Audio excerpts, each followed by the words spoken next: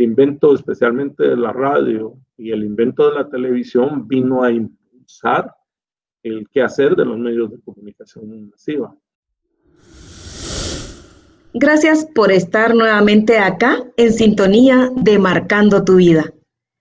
Hoy, como ya les había anunciado, tenemos la presencia del doctor Sergio Vinicio Morataya.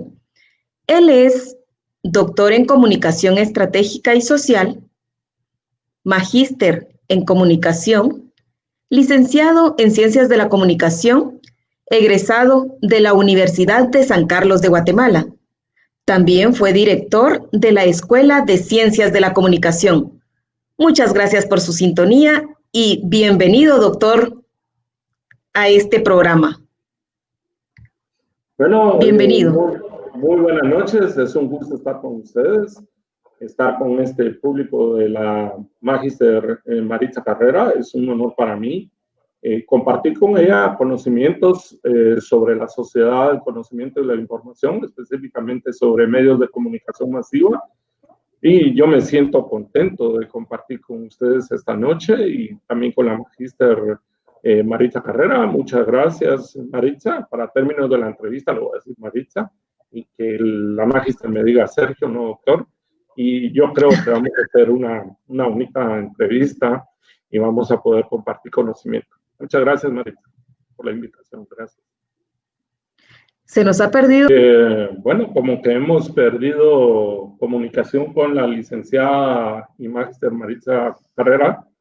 No sé si me están viendo y me están escuchando, pero mientras eso pasa, pues yo les quiero comentar que estamos hablando con Maritza, hacer una entrevista sobre la sociedad del conocimiento y la información, y específicamente sobre los medios de comunicación masiva, cómo han ido evolucionando, qué ventajas hay, qué desventajas hay, y bueno, vamos a esperar que ella se conecte como para poder hacer la entrevista. Mientras tanto, quedaré aquí pendiente de que ella vuelva a transmitir. Les pido que por favor nos esperen unos minutos. Bueno, la licenciada Maritza ha tenido problemas para conectarse y para poder hacer esta entrevista.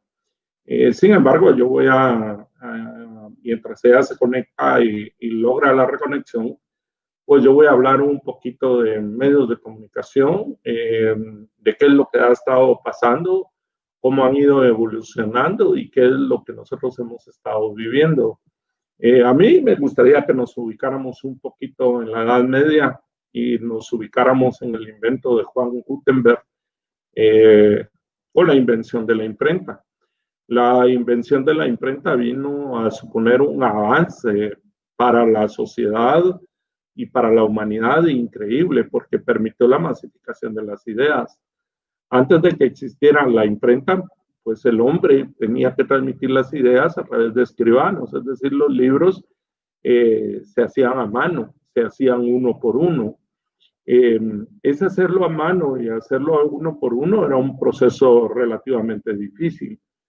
Esta dificultad que tenía la reproducción de libros fue rota un poco por ese invento de Gutenberg. De hecho, se podría decir que ese es el génesis de lo que posteriormente se conoció como la galaxia Gutenberg. La galaxia Gutenberg está compuesta por todos los libros que ha editado la historia de la humanidad en todos los idiomas, en todos los tiempos y en todos sus estadios. La revolución industrial a finales del siglo XIX y principios del siglo XX trajo una modificación de este invento. Y entonces es así como se modifica la imprenta y se hace como un grupo de imprentas en línea, que es lo que se conoce como rotativa.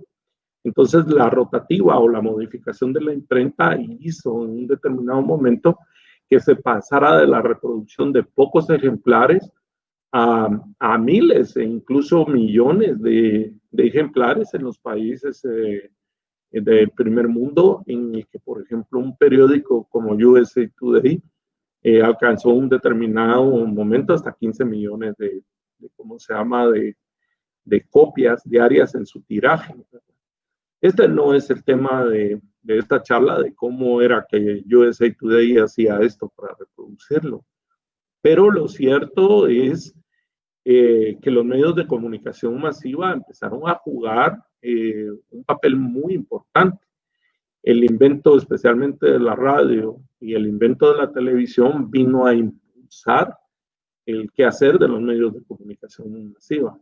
Ese impulso de los medios de comunicación masiva lo que permitió fue la transmisión de ideas y de opiniones a grandes públicos.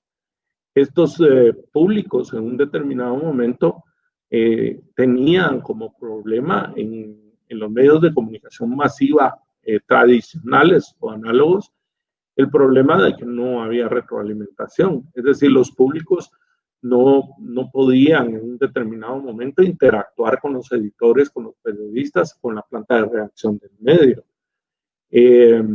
La invención, más que la invención del Internet, sino la comercialización del Internet en el año 1990, supone un nuevo cambio en la transmisión de las ideas a grandes públicos o a masas.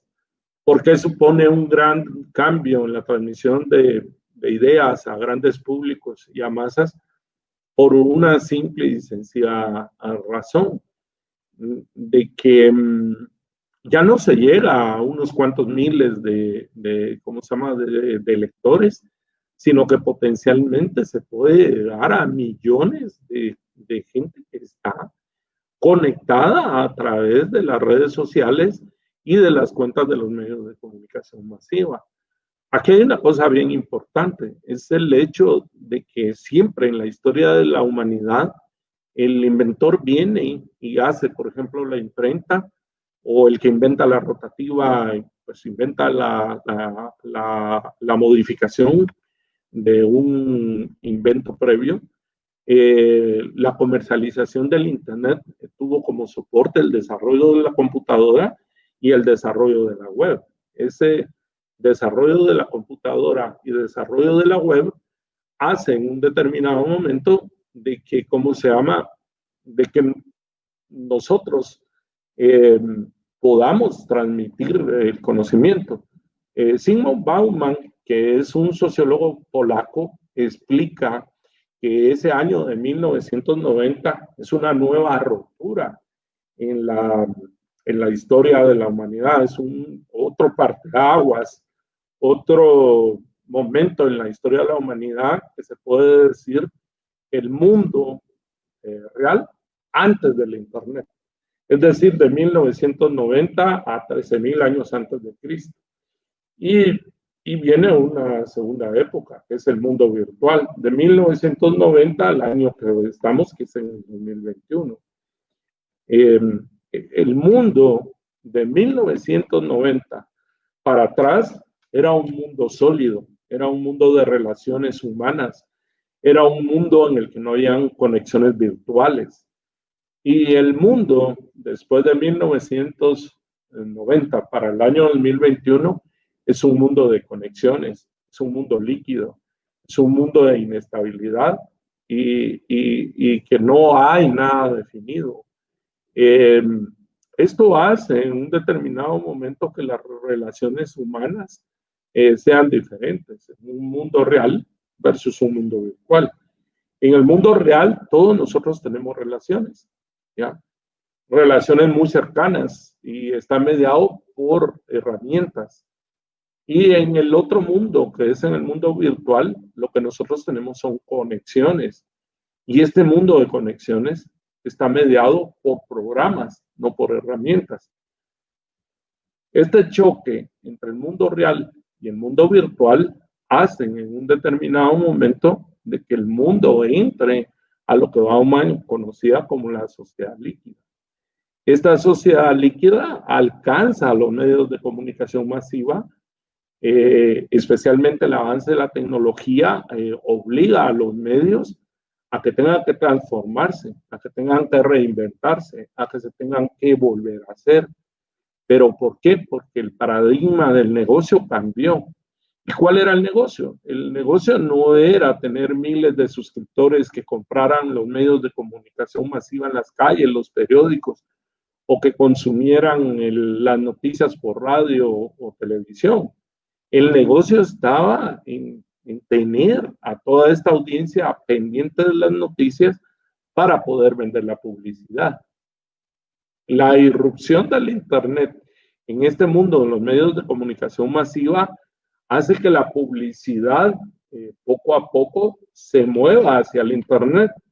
Por lo menos hay una etapa entre el año de 1990 y 2004 en que las grandes masas o los grandes públicos no estuvieron interesados en consumir noticias. Es decir, no podían compartir, no podían compartir en un determinado momento solo publicidad, sino que también tenían que compartir noticias. Las noticias lo que permitían era enganchar a los usuarios y este enganche de los usuarios pues les permitía vender publicidad. El avance de la tecnología hizo en un determinado momento de que los medios de comunicación tuvieran que prestarle atención primero a su página web y luego a las redes sociales para poder hacer ese intercambio de noticias hacia los lectores para poder vender publicidad. ¿Ya? Esto es un poco lo que no están entendiendo los medios de comunicación masiva, que cambió ese modelo de negocios. Ese cambio en el modelo de negocios es lo que hace que los medios de comunicación masiva pues sean mucho más populares en las redes sociales o en sus aplicaciones que en sus emisiones en papel o en sus aplicaciones. Entonces, vamos a poner esto como un preámbulo y vamos a tratar de conectarnos con la Magister Maritza, que está aquí escribiendo en el chat, entonces le vamos a responder.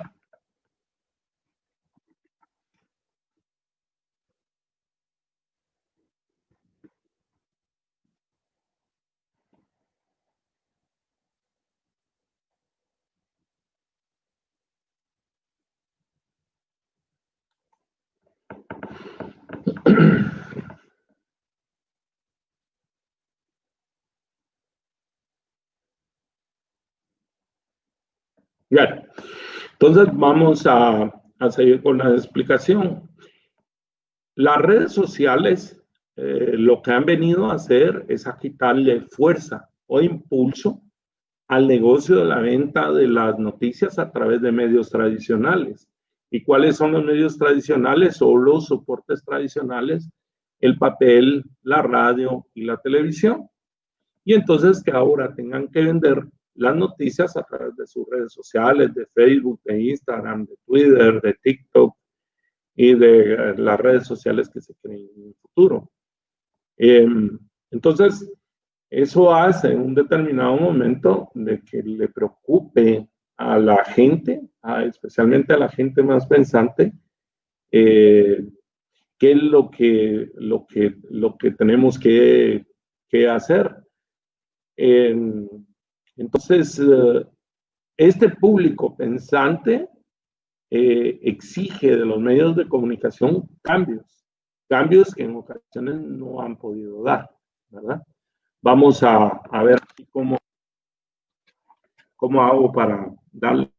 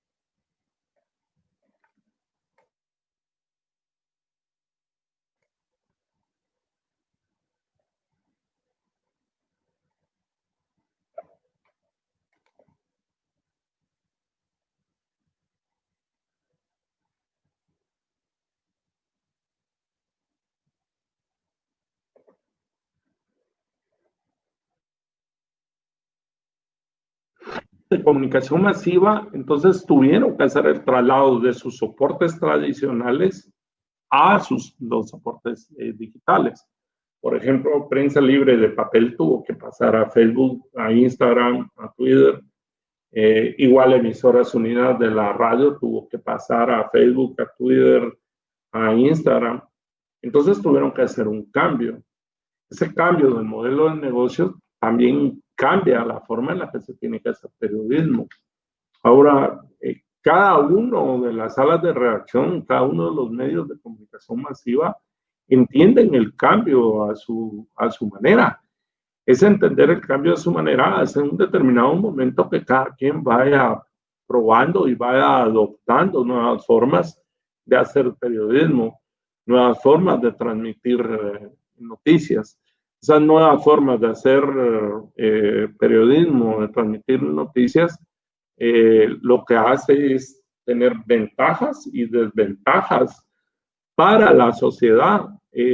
Yo lo único que puedo percibir desde mi posición como comunicador es que no, a la sociedad no le conviene que los medios desaparezcan o que los medios dejen de existir. Los medios vienen a jugar un papel de contrapoder en las sociedades modernas y en el mundo que son necesarios para que pueda existir la misma democracia. Es como, yo no concibo, por ejemplo, un mundo sin poetas, sin artistas, sin filósofos, periodistas. Si no hay periodistas, al mundo le va a hacer falta algo. Entonces, dentro de mis reflexiones, yo llego a la conclusión que los medios de comunicación masiva no van a ¿cómo se llama?, a desaparecer, y que tampoco los periodistas van a desaparecer. Mi tesis es que las sociedades modernas y de corte occidental necesitamos a los medios de comunicación masiva por varias razones. La primera razón es que en las redes sociales cualquier persona puede transmitir una noticia. Es decir, cualquier persona puede ver un hecho noticioso, agarrar su teléfono, agarrar su Facebook, su Instagram, su TikTok, su Twitter y ponerse a escribir el hecho que está viendo, o el hecho que está viviendo, o el hecho que le consta. Pero lo va a escribir como escribe cualquiera de sus comentarios a sus amigos. De la noticia, no va todo el conocimiento que tiene el periodista. El periodista ha sido formado en géneros periodísticos, el periodista ha sido formado para escribir noticias y redacta de una forma especial, conoce los géneros y aunque hay cibergéneros, es decir, hay periodista digital, la columna del periodismo y especialmente la noticia se sigue manteniendo, es decir, sigue siendo la misma en el mundo virtual o en el mundo digital como lo era en el mundo real. Entonces, no cualquier persona para mí puede transmitir una noticia, sino únicamente lo pueden ser los periodistas. Es decir, gente que ha sido formada para escribir noticias. Por el otro lado está el tema del contraste. ¿Qué es el contraste? El contraste es buscar todas las fuentes posibles para acercarnos a los... No es una opinión. Un periodista se forma, cruza información, recurre a fuentes, documenta sus opiniones. Al contrario, cualquier persona puede agarrar su Facebook y se puede poner a escribir lo que quiera. Ese ponerse a escribir lo que quiera y expresar su opinión, pues lo expresa desde su albedrío, desde su visión del mundo, sin equilibrio, sin técnica, sin ideológico, y eso ya es una desventaja. La otra cosa es el hecho de que todo hecho noticioso, toda corriente de opinión necesita tener un acercamiento a la realidad, y ese acercamiento de la realidad exige que atrás del periodista haya un muy buen investigador o una persona a la que le están costando los hechos. Entonces, una de las ventajas que proveen los medios de comunicación masiva a la sociedad es que aportan corrientes de opinión, que cuando el medio o el periódico es independiente desde el punto de vista político y sus intereses empresariales son rebasados por los intereses sociales, juegan un papel de contrapoder muy importante. Este papel de contrapoder es con respecto a los gobiernos, es con respecto a los políticos, pero también es con respecto a las empresas y respecto a los ciudadanos que hacen ese aporte. Por el otro lado, está hecho que, por ejemplo, en las redes sociales, los medios de comunicación han perdido relativamente fuerza por ese hecho de la cercanía de la noticia. Es decir, ahora nuestra colonia tiene prácticamente un periódico digital y el periódico digital está alojado en una red social, por ejemplo, como Facebook o Twitter, donde yo me entero todo lo que ocurra en esta colonia en la que yo vivo. El ser humano siempre ha estado dispuesto a, a conocer, por ejemplo, las noticias que están cerca de su entorno y que modifican su entorno. Si la noticia le es más lejana, entonces el rol del medio disminuye con respecto a su lector. Hay una cosa también interesante en el hecho, que la gente solo podría estar viendo desventajas. ¿Por qué? Porque dice las redes sociales te quitan mucho tiempo, los periódicos están tomando temas que a nosotros nos interesan, o todos los medios, los amigos, que en ocasiones en redes sociales se conocen como viralizados, es decir, noticias que no tienen la importancia o el peso que tenían las noticias de antes, y eso hace en un determinado momento que mucha gente vea como una desventaja los medios de comunicación masiva en las redes sociales. ¿Por qué razón? Lo ven como una desventaja porque los ven menos serios, poco creíbles y como que no hacen necesidades como lector o como prosumidor de medios. El Internet lo que ha venido a hacer de todos nosotros es que todos nosotros somos prosumidores, es decir, somos consumidores de contenidos, pero también somos productores de contenidos. ¿Cuándo producimos contenido? Cuando posteamos en las redes sociales, cuando hacemos una reacción, somos productores, y somos consumidores cuando miramos el muro de nuestros amigos o miramos las redes sociales de nuestros amigos. Entonces, todo esto hace que en un determinado momento, no solo a los medios que están en las redes sociales se les vean con muchas desventajas, sino Internet y al tiempo que nos consumen, se ven como enemigos, se ven como desventajas. ¿Por qué? Porque para muchos padres de familia, para muchos ciudadanos, en un determinado momento, invertir tanto tiempo en el Internet, tanto tiempo en las redes sociales, o tanto tiempo, en el caso de los jóvenes, en videojuegos, hace en un determinado momento de que la desventaja de estar sentado tanto tiempo, la desventaja de estar aislado, la ventaja de relación con el mundo real hace ver a los medios de comunicación masiva, a las redes sociales y al Internet en general como con más cosas malas que cosas buenas.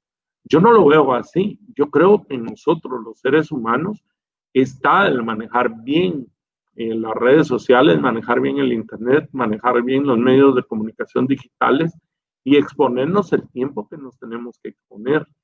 Es decir, tenemos que tener nuestros horarios y tenemos que tener medidas con respecto a las cosas que tenemos que exponer. El Internet lo que vino a hacer es a crear una hipertextualidad y una hipercomunicación que hace que el menú de noticias y el menú de temas sea mucho que aquella parte limitada, que tenía una emisión de un noticiero que era de 1 hora, de un radionoticiero que era de 1 hora, o de un periódico en papel que era de 80 páginas. Las redes sociales especialmente son como un rollo de papel sin fin. Es decir, puede estar las 24 horas del día dando vueltas. Esa rotativa imaginaria de estar creando noticias, de estarlas transmitiendo, pues leemos esta noticia, leemos esta nota y ya queremos solo terminar esa nota, pues ya queremos otra y los medios, bueno, vienen y postean otra con más o menos frecuencia. Cada quien tiene su propio ritmo. Por ejemplo, si algunos de ustedes siguen la BBC de Londres, la BBC de Londres en sus cuentas en español no postea tan seguido como lo tiene el New York Times. Pero, por ejemplo, si ustedes se ponen a observar la aplicación de New York Times, no solo tan seguido, sus notas tienen una apuesta. La apuesta del New York Times no es publicar sobre la inmediatez, sino el periodismo de calidad. Ese periodismo de calidad hace que ya no dé la noticia como con aquella inmediatez. De hecho, la tecnología vino a matar las primicias. Las primicias eran aquellas noticias que salían publicadas en un solo medio, o que eran dichas antes por mi radio, o que eran dichas antes por mi noticiero. Las primicias se perdieron. Estamos, Marisa, para contestar aunque sea una o dos. Sí, ya volví, perdón por dejarlo solo tanto tiempo. Espérenme, vamos a desconectar esto porque está haciendo feedback. Ahí está. Perdón por haberlo dejado solo tanto tiempo. Es que sí, estoy fuera del teléfono, pero no sé qué es lo que le sucede al mismo, que siempre me tira la señal y lo alejé y de todas formas está tirándolo mal. Se escucha allí, ¿verdad? El sonido. Sí, se oye con el retorno. Bueno, estuve escuchando lo de que estaba hablando de los medios de comunicación masiva, No me gusta ese sonido, perdónenme. Espero que ahora sí. Ya está. No sé, mi teléfono está fallando, la computadora también, todo me está fallando el día de hoy. Bueno, estuve escuchando. ¿Mande? Se pusieron nerviosos el teléfono y la computadora. Sí, primero que se me desconectó el Wi-Fi de la computadora, el de acá de casa. Entonces empecé a intentar compartirle desde mis datos del teléfono, pero no lo dejaba. Después intenté conectarme desde el teléfono, por eso le empecé a escribir, pero no le permitía a usted darme el acceso. Sí, porque como tú creaste la sesión, no tengo los permisos para darle el acceso a nadie. Para dar el acceso a las demás personas. Pero bueno, ya estoy de vuelta. Gracias por seguir hablando a todos los que están en sintonía acerca de los medios de comunicación masiva. Y escuché que estaba hablando acerca de el gobierno, la comunicación de gobierno también. Al principio, él mismo estuvo dando mucho la información, al principio de la pandemia, estuvo dando mucho la información de cuántos casos llevábamos, dando el seguimiento diario. Pero después, no sé si por estrategia o por qué motivo o para no crear psicosis social, ya no lo siguieron haciendo de esta forma, sino únicamente a través de las redes. Y quien quisiera ingresar al centro de COVID puede tener los datos y quien no sabe ni cómo estamos acá en Guatemala, qué departamentos están en rojo, cuáles están en amarillo, etcétera. ¿Qué nos puede decir usted como comunicador, como máster en las comunicaciones masivas? ¿Por qué ellos adoptaron esta medida? Lo que pasa es que aquí hay que verlo a la luz de las políticas públicas y de la acción política. El gobierno no ha cumplido un año, porque yo recuerdo tomó posesión el 14 de enero del 2020. y hoy es Así 5 es. de enero, es decir, le faltan unos días para cumplir un año. Pero sin embargo, en este corto tiempo ha tenido 3 secretarios de comunicación. Sí. Entonces, ahí es donde tú en la que se ha venido haciendo comunicación del gobierno que no ha tenido una línea, una política. Cada uno de los secretarios de comunicación tiene su visión del mundo, tiene una formación diferente, tiene una forma de ver esa comunicación masiva. Esa forma de ver la comunicación masiva se puede traducir en políticas, en acciones. Entonces, el secretario que estaba en el inicio de la crisis era ¿cómo se llama? Carlos Sandoval. compañera que acaba de asumir la Secretaría de Comunicación la semana pasada, pues tiene otra política y tiene otra visión de ver la comunicación. La otra cosa, todos los gobiernos tienen una mesa de crisis y aparte de tener una mesa de crisis, pues tienen asesores en economía, en finanzas, en políticas públicas y también hay comunicadores como asesores. Entonces yo creo que el principal problema que ha tenido el gobierno respecto a la relación COVID y medios de comunicación masiva es que no ha podido establecer una política que le permita seguir en un solo rumbo. También el ministro de Salud era otro doctor que despidieron. Exacto. Y ahora está una ministra.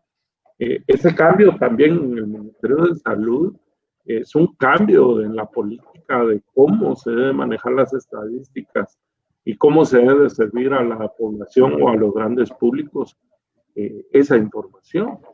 Entonces es ahí donde tú te puedes dar cuenta en cómo, por ejemplo, se aparecía todos los días, después cómo se generaba expectativa con respecto al toque de queda o con respecto a los anuncios oficiales de la cuarentena.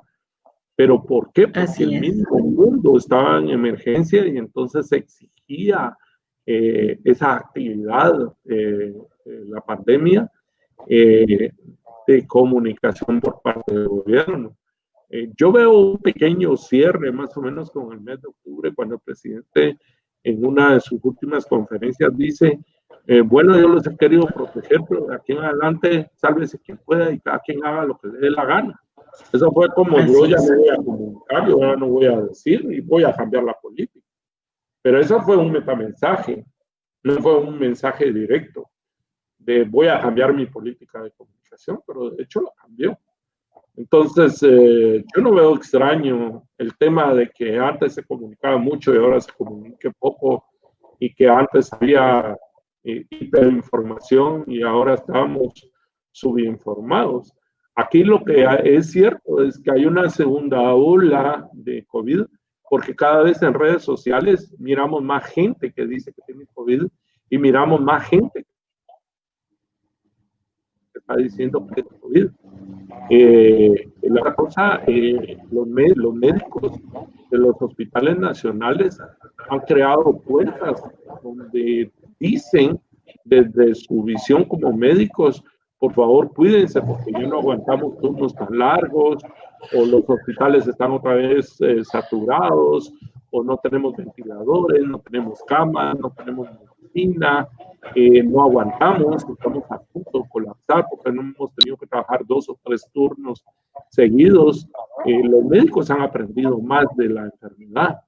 Pero ahora ese sálvese que puede y hagan lo que les dé la gana ha hecho de que la población o la masa que estaba pendiente de las noticias y que estaba pendiente de las líneas de sanidad que está dando el gobierno se relajaron. Entonces ahora yo veo también con más frecuencia en las redes sociales y gente que es más escéptica a cuidarse, porque esto ya se compuso, esto ya se normalizó. Exacto. Y entonces los medios de comunicación masiva, incluso esta semana, el día lunes, tomaron como noticia el verano, el pequeño verano que hubo el fin de semana en las playas de Guatemala. Así es, que la mayoría andaba en el puerto. Hablemos ahora de los emprendedores. Y hablando de emprendedores, dice Brenda Zulesio, muchos saludos, doctor. Le mandan saludos. Saludos a Brenda, una querida alumna. Es un gusto, Brenda, de saludarte, de que estés aquí prácticamente una clase y viéndonos otra vez y que estés compartiendo con nosotros. Un abrazo para ti, muchas gracias por estar viéndonos. Bueno, hablando de emprendedores, ¿qué consejos les daría a ellos para darse a conocer de mejor manera? ¿Qué estrategias pueden utilizar en sus redes sociales para darse a conocer, dar a conocer sus productos y que llegar a más personas? Ya. Yo el primer consejo que les voy a dar es que no se centren en hacer mercadeo o hacer comunicación en las redes sociales sobre el producto. El producto no es el consumidor el que debe ser el centro. Es decir, el que quiera vender y quiera hacer mercadeo por las redes sociales no es el producto el que tiene que conocer, sino lo que tiene que conocer es su target, es decir, qué persona está interesada en el producto, qué persona puede comprar el producto y qué persona quiere el producto. Las redes sociales lo que han venido a hacer es a personalizar el consumo, a segmentar el consumo. ¿Cómo lo segmentan? A través de las interacciones que yo tengo, pero no solo a través de mis interacciones en Facebook, sino de mis interacciones en Instagram, mis interacciones en Twitter, chateo en WhatsApp, lo que chateo en Telegram. Todo eso se recoge en un archivo que se llama Sergio Morataya con X código y que se conoce como la Big Data. La Big Data lo que permite es hacer un perfil de consumidor de Sergio Morataya. Por eso cuando entro a Facebook a mí solo me salen anuncios de restaurantes de comida porque a mí me gusta comer. ¿Ya? Me salen anuncios de libros porque a mí me gustan los libros. Me salen anuncios de conciertos de música clásica porque a mí me gusta la música clásica. Me sale de películas porque yo soy consumidor de películas. Pero a mí nunca me sale un anuncio de tenis, ni de licras, ni de pesas, ni de dietas, porque yo no soy consumidor de esos productos. ¿Ya? Okay. Los teléfonos se llaman inteligentes, no solo por las funciones que tienen, son inteligentes porque están almacenando mi información. Ese almacenamiento de información hace en un determinado momento que me conozcan también como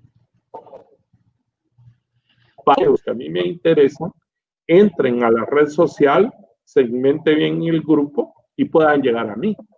Si, por ejemplo, alguien vende libros, pues tiene que levantar un muy buen perfil de la gente que nos gusta leer libros de tal forma que el anuncio vaya a dar a la persona correcta. A esas personas. Entonces, por ejemplo, Facebook, que es el que ha desarrollado más este tema del perfil del consumidor, le pregunta a uno que si uno quiere dejarlo en automático y que Facebook decida, o si uno quiere hacer su propio público. Y si uno decide hacer su propio público, hay que como 20 categorías donde uno puede ir poniendo las características de las personas a las que quiere llegar. La otra cosa, un emprendedor lo que debe saber es entender el perfil de cada una de las redes.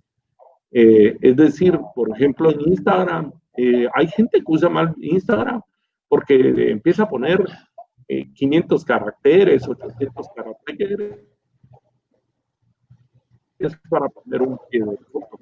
Entonces Instagram es para maquillar el producto, tomarle una super foto y poner abajo 2, 3 características del producto e incluso el precio, ¿ya? Porque después la gente empieza, estoy interesado, precio, mándenme información. Bueno, en ocasiones el emprendedor o el vendedor incluso pone el precio y todos abajo están preguntando el precio, ¿ya? Exacto. Entonces hay que conocer las características de Instagram, pero también hay que conocer las de TikTok, hay que conocer las de Facebook, hay que conocer las características de las redes. Lo que se debe aprender a manejar son las aplicaciones que están entre las redes, las aplicaciones para hacer el target, pero también las aplicaciones para participar por ejemplo, en Facebook, en el Marketplace, para que sea más efectivo el anuncio. No por el hecho de abrir un anuncio y de tener un producto, yo ya tuve el éxito, yo ya empecé a vender. COVID lo que vino a hacer a los emprendedores fue a darles un impulso porque así como cerraron muchos negocios en el mundo real, surgieron muchos negocios digitales.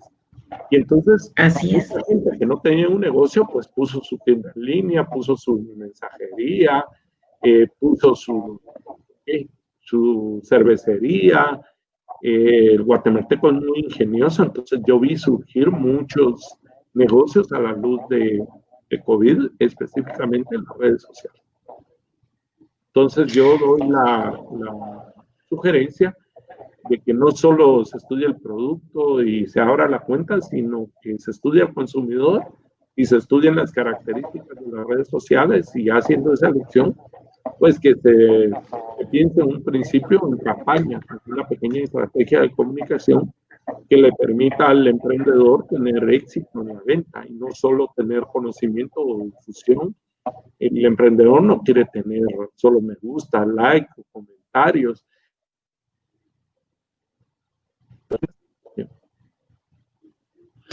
Leí que hay estudios que indican que de acuerdo a su estatus social, a su profesión, etcétera, incluso a la edad que tienen las personas, así es la red que utilizan.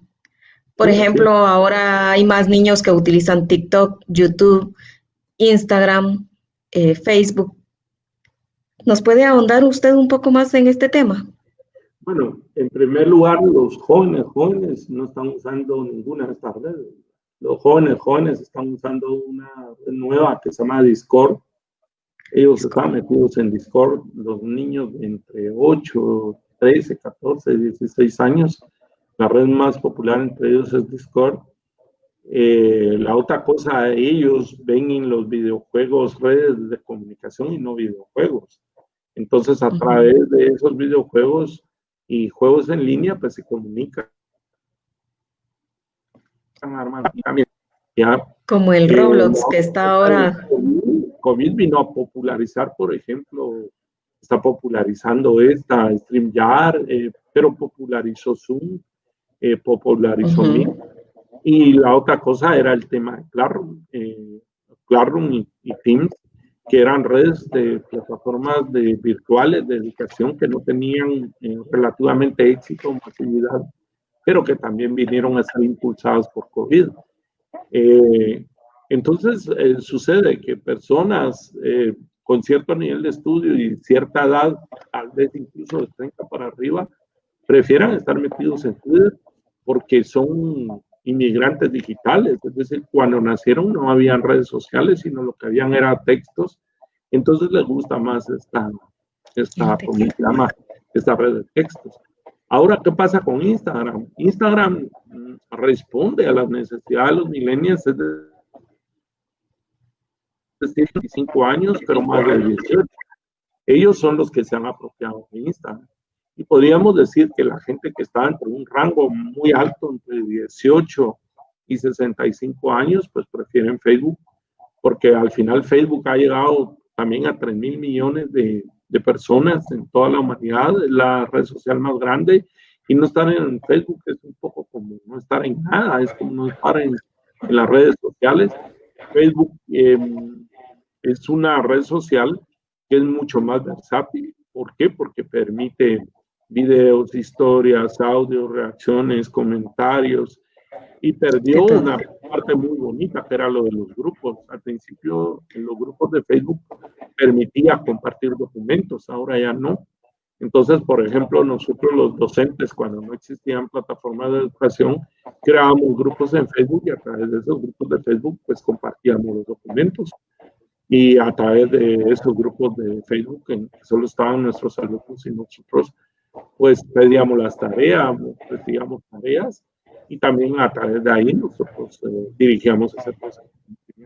Pero esto creo que obedece a que absorbió WhatsApp.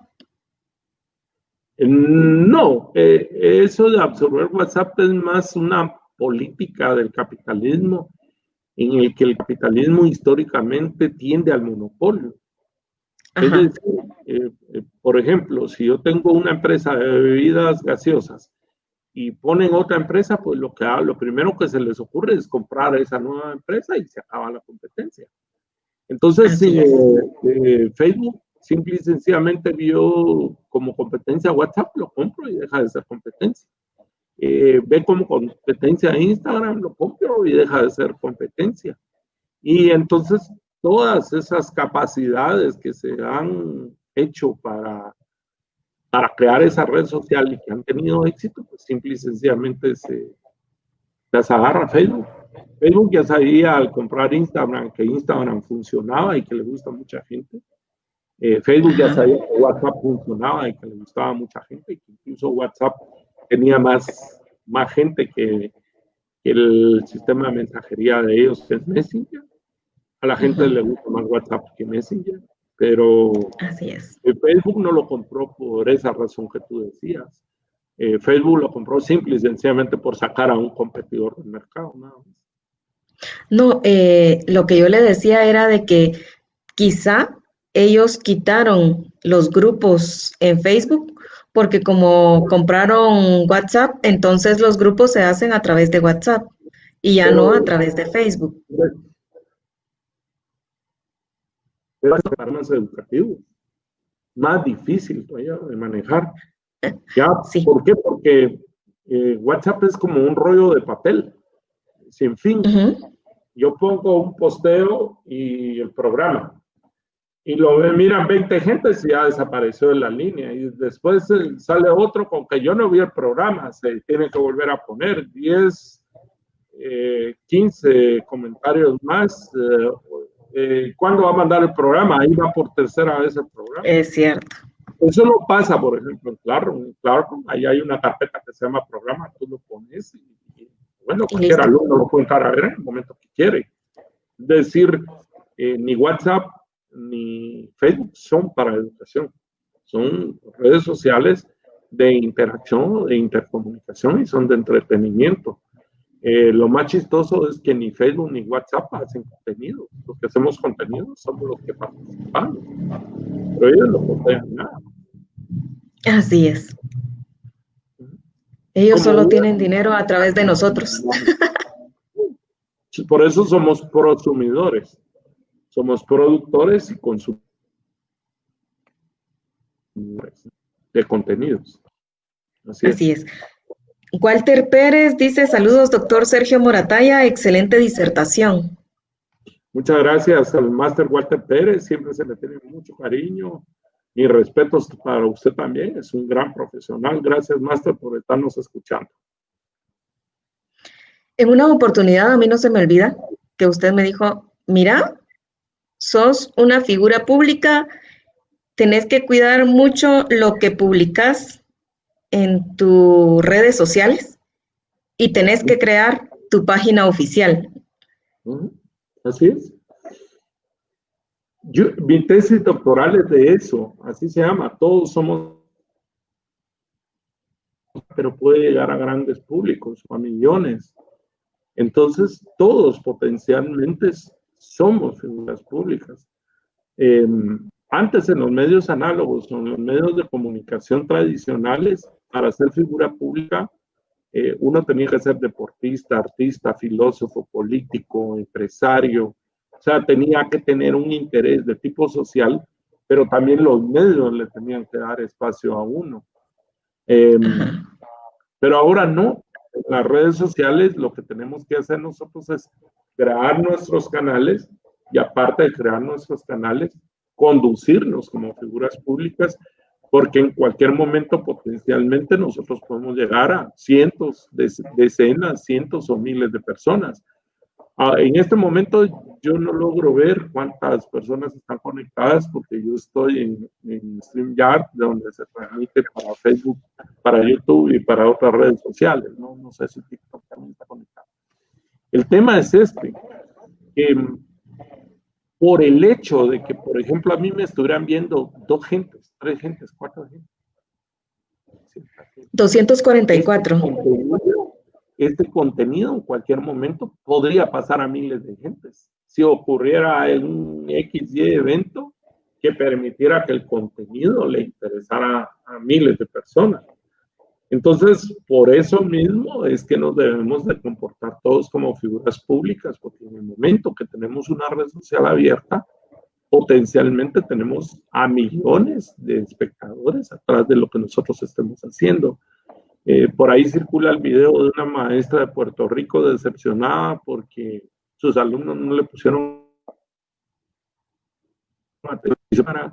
Yo preparé mi clase, estuve una hora aquí, nadie me preguntó, nadie me dijo, nadie participó. Pero eso lo hemos pasado todos los maestros, ¿ya? Así es. Lo hemos pasado todos los maestros. Por ejemplo, ahorita falló la conexión. Yo podría verme. No, digo yo, bueno, ahí está el público. Yo no lo puedo ver, ellos están viendo. Entonces me voy a poner a hablar de lo que habíamos quedado con la máster, que eran ventajas y desventajas de los medios de comunicación masiva en las redes sociales. Así es. Que los medios no pueden desaparecer, que los periodistas no deben desaparecer, porque a la democracia le interesa que los medios y los periodistas sigan existiendo porque tienen una función primordial, que es la de hacer contrapoder, de hacer investigaciones, de hacer auditoría pública, de generar corrientes de opinión, y eso no puede desaparecer. Todas esas desventajas están sobre sus desventajas, sobre la desventaja que tienen de que ahora tienen que transmitir más noticias, tienen que sumarse a las tendencias de las redes sociales, tienen que generar más contenidos, tienen que tener plantas más cortas, que sus disfunciones, porque Magnus estudió funciones y disfunciones, la de entretenimiento, pues se la arrebataron las redes sociales. Uno crece en medios de comunicación así internacionales o nacionales, uno entra a estas páginas de entretención, ¿ya? Me entretienen en ocasiones más lo que están posteando mis amigos, los videos, los comentarios, sus fotos, que es lo que están saliendo en los medios de comunicación masiva cuando el tema es entretenido. Ahora dígame qué consejos le podría dar a las personas que están desempleadas, pero que sí siguen posteando en sus redes sociales, pero postean únicamente memes, postean cosas que nada que ver o algún mensaje incluso con palabras soeces u obscenas. ¿Qué consejo les daría tomando en cuenta que la mayoría de las instituciones a través de recursos humanos ven estas redes sociales para poder decidir si contratan o no a las personas? El reclutamiento personal cambió con las redes sociales. Antes del año 1990, si uno quería desempeñar o aplicar a habían dos partes importantes. El llevar un CV en papel y luego la entrevista. ¿Ya? Ese CV en papel y la entrevista, pues me daban un gran porcentaje de probabilidad de acceder al puesto. Y luego viene la parte que también se maneja en la iniciativa privada en el gobierno, que es el empujoncito de alguien que hable por mí y que me avale. Incluso estaban dentro del CV las cosas de recomendación. Pero las redes sociales vinieron a cambiar eso. ¿Por qué? Que los reclutadores no necesitan la entrevista, o ya necesitan nuestro papel. Si yo quiero aplicar a un ¿cómo se llama? A un empleo, ¿qué es lo primero que me dicen? Bueno, lo publican en alguna red como LinkedIn o en algún espacio, yo mando mi CV digital y después pactan una entrevista a través de un Zoom o un Meet, y después de eso pues ven la posibilidad de contratarme o no. Pero incluso antes del COVID, los reclutadores de personal, para ellos era importante cuáles son sus redes sociales. Es decir, en el CV era importante esa sección de mis redes sociales. ¿Qué redes sociales tiene? O pongan en sus redes sociales, en Twitter, en Facebook, en todas las que tenga. ¿Por qué? Porque las van a ver. Entonces, sucede que es un puesto para manejar una máquina delicada. Y miran en el Facebook que frecuentemente anda bebiendo, queda descalificado. Es decir, los reclutadores de personal lo que están viendo es toda mi actividad. No están viendo, por ejemplo, el hecho, yo no tengo empleo y por eso me lo van a dar, sino cuando yo aplico por medios digitales, mando mi CV, quieren mis redes sociales. ¿Por qué? Porque se van a meter a hacer un perfil de la información que yo tengo. Y entonces viene la gente, por ejemplo, uno entra a Facebook a ver el perfil, lugares de estudio no tiene, formación no tiene, trabaja en Facebook, trabaja en la Universidad de la Vida, género, soy bisexual, género, soy hombre, género, soy mujer, familiares no tengo, películas favoritas tampoco tengo, libros no tengo. Entonces, el reclutador viene y no se puede formar una idea de la persona en la información.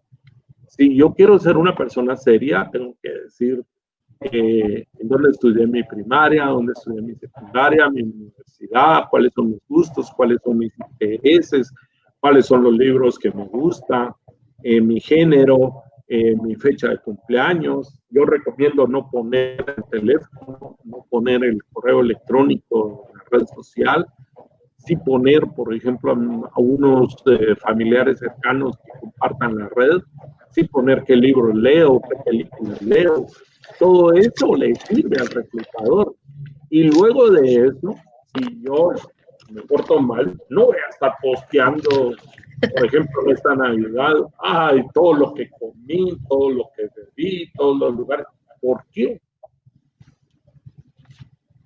Por favor, eso es un gordo que solo pasa comiendo, o este solo pasa bebiendo, o este solo pasa paseando, o cuando la gente externa su opinión con respecto a cualquier tema, lo expresa con palabras soeces o es resentida. Entonces el reclutador viene y dice, yo no quiero contratar a una persona polémica, a una persona que soez, a una persona que mucho. No quiero contratar a un chico así para que atienda la ventanilla de mi banco. Pero si el chico viene y en su perfil de la red pone toda su información real y todos sus posteos, todos sus comentarios con sus amigos son respetuosos, son educados, este es el chico que yo necesito para atención al público en una ventanilla de mi banco. Yo quiero una persona educada. Entonces la gente viene y dice, no, eso de las redes sociales no sirve. Y la otra cosa, hay unos que llegan a tal nivel de desesperación que publican su SIN. El SIN es cuando yo transmito un mensaje a través de un cartel. Entonces hay gente que toma esa posición extrema de irme a poner en ¿cómo se llama? En una avenida, en una calle, no tengo empleo. Tomo la foto, la subo a mi red y ahí ya tengo yo más posibilidades de conseguir empleo. Igual el reclutador va a ver la red, ya, va a ver la red. Entonces, atrás de mis posibilidades de empleo en las redes sociales, tiene que haber un manejo de la red social con responsabilidad, con concepto. Por ejemplo, en mis redes sociales, yo soy comunicador, yo soy docente universitario. Entonces mis posteos giran alrededor del mundo universitario, giran alrededor de los libros, giran alrededor de eventos como estos, gira alrededor de noticias de redes sociales, porque eso es lo que a mí me hace vivir dentro de este mundo virtual. Pero no voy a poner ahí cosas que no tienen que ver con ese concepto. Eso se llama filtro. Cuando yo ejerzo un filtro de mi contenido, tengo más posibilidades de ser contratado. Entonces la gente debe de hacer un buen currículum, debe ponerle una foto bonita, debe poner toda su información social, tiene que poner sus estudios, sus trabajos, sus cartas de recomendación y sobre todo sus redes sociales, porque para el reclutador moderno no hay elección de de un candidato y que entre a mi organización si antes no ha visto la red social. Y en la red social hay cosas impresentables, definitivamente les va a costar conseguir más trabajo. Y la otra cosa es el tema de Andrés Oppenheimer, periodista argentino, que escribió un libro que se llama Sálvese quien pueda, en el que él habla sobre las 10 profesiones que van a tener posibilidades en el Internet y hacia dónde va el mundo, ¿verdad? Entonces, tenemos que entender también el Internet para pedir trabajo a través del Internet, de las redes sociales. ¿Qué frase le ha marcado a usted? Porque yo sé que usted ha leído varios libros, pero siempre hay más de alguna frase que le deja a uno marcado. Es una de Jacques Derrida. Derrida es un filósofo postmoderno de la desconstrucción. Y cuando Derrida hablaba sobre el poder de la palabra, él hablaba sobre todo pasa por las palabras. Y eso es cierto. Esa frase a mí me ha marcado mucho porque es cierto. Todo pasa por las palabras. Todo, todo. Conocimiento, belleza, amor, filosofía, poesía, redes sociales, polémicas, problemas, solución de problemas, generación de problemas, avances, innovaciones, todo pasa por las palabras. Y como este programa. ¿Ah? Y como este programa. De Derrida a mí me marcó, ¿verdad? Todo pasa por las palabras y eso es cierto. A través de la palabra uno puede llegar a conocer, a llegar a la verdad, ¿verdad? Así es. Y también, como dice el dicho, no es lo que se dice, sino cómo se dice. Perfecto, así es. Jacques Derrida en sus libros de construcción lo que él propone es destruir todo y quedarse solo con la unidad mínima que es la palabra y a partir de la palabra empezar a construir otra vez todo. Esas propuestas como filosóficas de Derrida tuvieron una expresión económica en un movimiento de hace unos 10, 15 años que se llamaba reingeniería. La reingeniería era un movimiento político empresarial que lo que proponía era destruir la empresa y volverla a hacer. Ya, todo. Los procesos, la comunicación, la contabilidad, la administración, la relación con los clientes, de tal forma de que se volviera a hacer otra cosa nueva. ¿Vale? Dice Lorena Debian, saludos, mi querido Sergio Moratalla. Siempre he aprendido algo nuevo con usted. Se le recuerda con mucho cariño. Gracias, Licta, bonito programa. Muchas gracias, Lorena. A mí muchas gracias a Lorena y que gracias que estés aquí en esta charla, Lorena, bienvenida. Y bueno, también yo felicito a Maritza por abrir este espacio. Y darte muchas gracias. Muchas gracias. Como este programa se llama Marcando tu Vida y ya casi estamos por finalizarlo, me gustaría que nos dijera cómo cree usted que ha marcado la vida de las personas que le rodean, sus estudiantes, ya sea en las empresas donde ha trabajado con asesorías, en la Escuela de Ciencias de la Comunicación, en su familia. Voy a hablar esto de marcando la vida en dos opciones, en dos ejes, en dos vertientes. Primero, ¿qué ha marcado mi vida? Yo pienso que lo que marcó mi vida fue tener excelentes maestros. Yo tuve excelentes maestros desde la educación primaria. Mi maestro de música, que se llamaba Mario Bando, era un maestro increíble que me enseñó a amar a Bach, a Beethoven, a Vivaldi, a amar la música clásica, nos hacía ir a la concha acústica, nos llevaba a cintas. Era un maestro de primera. El profesor Jorge Laparra también era un maestro de estudios sociales increíble, que era casi como un actor cuando él daba clases y cuando él nos explicaba la historia. Gloria Urías, que fue mi maestra en quinto primaria, también fue una excelente maestra en la que me conectó con los libros. Ella me invitaba a su casa en las tardes. Yo tengo una mitad biblioteca, 20, Entonces, cuando yo podía, me iba a la casa de mi profesora, que vivíamos en la misma colonia, y ella me prestaba la enciclopedia Basa, me prestaba Nuevo Tesoro de la Juventud, Time Life, y me empezaba a explicar cosas que a mí me interesaban. Entonces, lo que en mi vida, mis maestros, ellos hicieron que yo viera el mundo con música, con historia, con letras, con cosas bonitas. O sea, yo tengo muy buenas experiencias como estudiante. Y luego el resto de mis maestros, en los básicos, don Javier en matemáticas, Raúl Álvarez Cid, que había ganado un premio en la ONU, también me dio clases Roberto Orantes, muchos aprendimos música con los libros de Roberto Orantes. Roberto fue mi maestro, era una delicia oírlo tocar el piano del colegio. En la universidad, el doctor Interiano, Ana María Pedroni, en humanidades, porque tengo un profesorado económico contable, el licenciado Ricardo Goldman, me dio clases Margot Alzamora, también me dio clases Roberto Peña en la Escuela de Comunicación.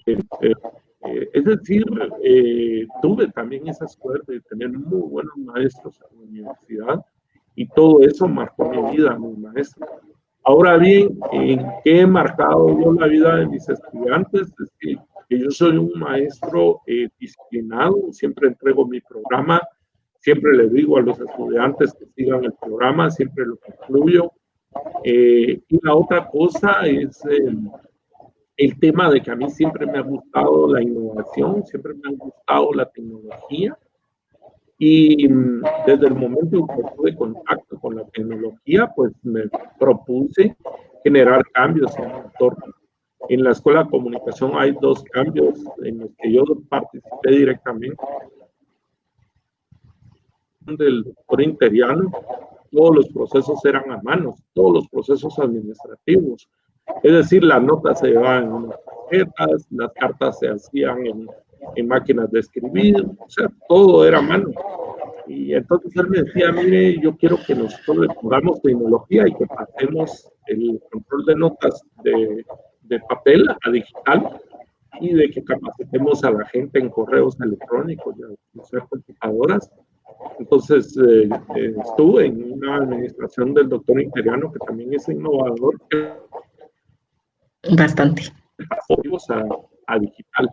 Y como director, el principal impulso fue en 2016 y 2017 tener la visión de meter a la escuela a la educación virtual y empezar a hacer un proceso híbrido en el que solicité 10,000 cuentas a Google para usar Classroom, las cuales me concedió, y en el año 2017 se capacitó a todos los maestros y a todos los alumnos para que pudieran usar Google. En el año 2018, pues ya todos dejamos de pedir trabajos en papel. El 84% de los docentes aceptaron el reto, el 14% no. Y en el 2019 subió un poquito el porcentaje al 88% que ya no pedían trabajos de papel, que dábamos nuestras clases físicas, pero que el programa, las unidades y todas las tareas ya se entregaban por internet. De tal forma que en el año 2020, cuando vino el COVID en la Escuela de Ciencias de la Comunicación, no hubo alarma ni hubo sofoco, porque ya estábamos acostumbrados a la educación virtual. Lo único que sucedió fue que dejamos por un lado las clases presenciales y pasamos 100% a una cuestión digital. No, porque atrás de mí había un grupo de maestros jóvenes, comprometidos y muy buenos, como Marta Pérez, que está viendo esto, Pablo, bueno, todos, pero especialmente Pablo, Walter, siempre acompañaron ese proceso de capacitación de Classroom y aceptaron los retos de formar a los otros maestros. Y eso es lo que yo creo que he marcado la vida de la Escuela de Ciencias de la Comunicación, siempre proponiendo cambios cualitativos que se pueden medir, que se puede decir en qué año fueron y cómo fue que los hicimos, ¿verdad? Este cambio de una escuela análoga a digital fue en el año 2000, y ese cambio de la educación únicamente presencial a una educación híbrida fue en el año 2017. Bueno. Y que también esto ayuda a la ecología. Sí, así es. No solo marcó... Y a los procesos modernos, porque tú le vas a dar trabajo a alguien que maneja tecnología. Alguien que no maneja tecnología está fuera del mercado laboral, así de fácil. Exacto. Muchas gracias, doctor Morataya, por haber aceptado esta invitación de estar acá en el programa Marcando tu Vida. Gracias por sus consejos, por compartir con todos nosotros sus conocimientos, que bastante trabajo le ha costado, y tiempo, porque también ha tenido que leer bastante para poder llevarnos a nosotros esta información. Muchas gracias. Yo lo único, antes de despedirme, los quiero dejar con un consejo. Ya sea en papel o ya sea digital, sigan leyendo. Si, por ejemplo, usted es emprendedor, lea de emprendeduría y lea del negocio que usted quiere poner. Si usted es comunicador, lea